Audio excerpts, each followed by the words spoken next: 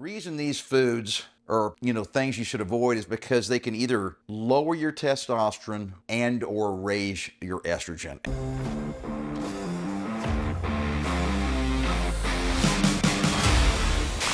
Hey guys, I'm Mark McKilley with Live Anabolic, and today I want to talk to you about 5 foods that we should avoid, especially for us guys that are over the age of 50. Now, most of the time, when I'm talking about food or nutrition, I'm talking about the macronutrients, the fat, the protein, and the carbs. And of course, the calories that go along with those 3 categories. But today is a little different, okay? I want to change the focus, keep it on foods and nutrition, but talk about different reasons why we should avoid these foods. And so that has to do basically with our hormones. And the reason it's more important for us guys over 50 is because we're fighting it hormone-wise as we get older, right? So when you were in your 20s and 30s, man, boom, everything was great, right? We didn't have to worry about avoiding certain things or doing certain things because your body just worked fantastic in the good old days. Not anymore. So every little tip and trick in the book is needed, all right, to maximize our potential. And when I say potential, I'm talking about fat loss and adding lean muscle and just feeling more energetic and healthy, okay? The reason these foods or things you should avoid is because they can either lower your testosterone and or raise your estrogen. And a lot of times those 2 things are related. Too high of estrogen can actually hurt your body's production of testosterone. So 5 different things I want you to avoid, and then stick around for the end because I got kind of like a secret little tip or trick that's really easy to implement that I think you guys will really like, all right, because it will help basically negate the 5 foods that I'm talking about in just a second. Okay, so the first food is soy, and this is kind of controversial, guys, and that's because there's been tons of studies for decades that say different things. Some of them say soy is bad for you and it can lower your testosterone because it can increase your estrogen levels. Other more recent studies say, no, we don't find a correlation between eating soy-based products and your testosterone and estrogen levels. So what to do? All right, so if possible, just try to avoid overly eating or eating too much of soy products. Now, caveat here, I was talking to a guy on our Facebook group, okay? He is a vegetarian or at least a vegan. So he got a lot of his protein from soy products and he was all worried about this. I said, screw it. The studies are inconclusive. If soy is your primary source of protein, it's way more important to get protein than to avoid soy. All right. I said the studies just aren't that conclusive, so go ahead, knock yourself out. So this is one of those deals where if you're reliant on it because you're vegan or a vegetarian, you really need to, get your protein in, and eating soy is probably, one of the best ways to do that, okay? But if you don't have to, why risk it, all right? So stay away from the soy unless it is imperative in your particular diet. Okay, so the second food to avoid is just drinking too much milk. A little bit is fine, but guys, milk is produced primarily by pregnant cows. And let me tell you, those guys pump those cows full of hormones. They want them to produce as much milk as possible. And not much of that is just natural organic cows out there happily grazing in the green pastures. I mean, these guys are being fed special diets that have a lot of hormones that tricks their bodies into producing more milk than they naturally would. And so, the problem is those hormones seep into the milk, and milk has a lot of fat in it, and that's where a lot of this stuff is stored, is in the fat, okay? And so if you want to drink milk, just drink the low-fat stuff. It'll have far fewer hormones in there that can potentially screw up your estrogen and your testosterone levels. Or just try drinking almond milk. It's as simple as that. Are we already to number 3? All right, here we go. Trans fats. All right, now, guys, trans fats were banned here in the United States about 10 or 15 years ago. So if we're in the States, you don't really have to worry about it, okay? But our YouTube channel is viewed all over the world. Basically, all the English-speaking countries around the world are watching this channel, and so I don't know what the laws are, okay? So basically, guys, trans fats used to be in the United States added to a lot of fried foods and pastries, okay? And even some frozen foods like frozen pizza. Trans fats are basically an artificially made fat. It tastes great and it doesn't spoil quickly. It lasts a long time. So it's great for making foods stay good and fresh longer. And so, guys, I know we don't have it in the United States anymore, but I don't know what all the different laws are in the different countries around the world. So guess what? Just turn the product over, okay? The package. Look at the nutritional label. It will tell you whether it is a saturated fat or a trans fat. So the trans fats are what you want to avoid, okay, at all costs, because those things really can screw up your hormones. Number 4, guys, and that is the processed sugar. So when most people think of processed sugar, they think about a teaspoon of that white granular stuff, that you put in your coffee or your sweet tea or something like that, and you stir it up.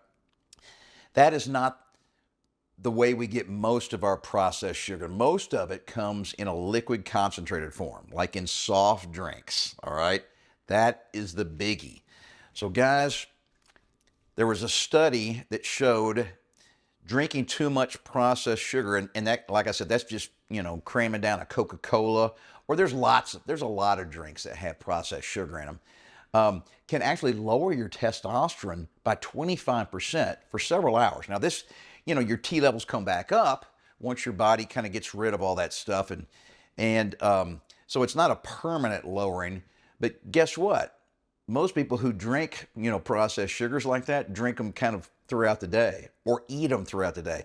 So ice cream and cakes and all that stuff has got tons of processed sugar. Anything that's sweet tasting like that has got a lot of processed sugar. And so you might have a little bit in the morning, a little bit in the evening, and you might do it on a regular basis. So what that does is it kills your T levels for a few hours, comes back up, you eat something that kills your T levels for a few hours. So basically you're not getting as much potential growth, muscular growth out of your workouts as you could, all right? So why kill yourself, all right?